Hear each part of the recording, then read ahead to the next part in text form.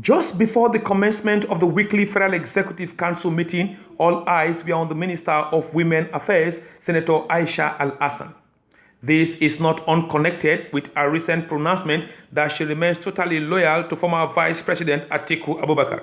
Photojournalists and video cameramen followed her as she took time to go around and greet most ministers and exchange pleasantries before returning to her seat. Sadly, no minister walked up to her to exchange pleasantries, as the case was before her pro-Atiku comments. When President MUHAMADU Buhari entered the council chambers, the meeting commenced and lasted for over 4 hours. Briefing journalist, Finance Minister Kemi Adeosun says she briefed council on the revenue generation of JAMB and NIMASA, which has risen astronomically. She disclosed that a full investigation was ordered on why the past leadership of both agencies remitted very little amounts of money. The highest amount that JAM has ever remitted into the Consolidated Revenue Fund before this management was 3 million naira. This year, so far they have done 5 billion.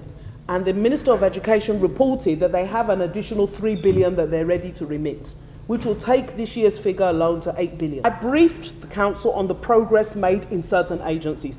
JAM and NIMASA were two that were cited because the difference in what they're remitting is significant.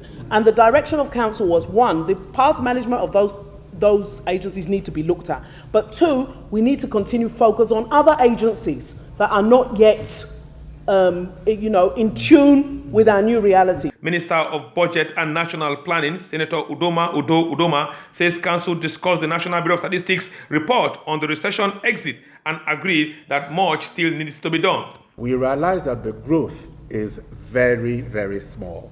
It's not a growth that has impact.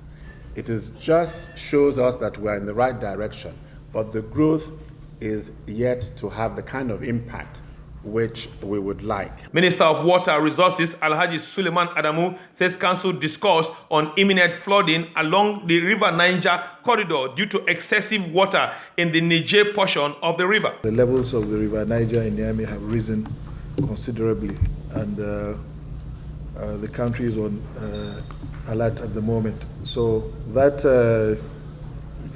gave us an indication that there is going to be a lot more flow into the River Niger as go downstream towards Kainji, Jeba, and of course, by the time you come to the confluence at Lokoja, the situation is compounded because we're already aware of the flood situation in Benue.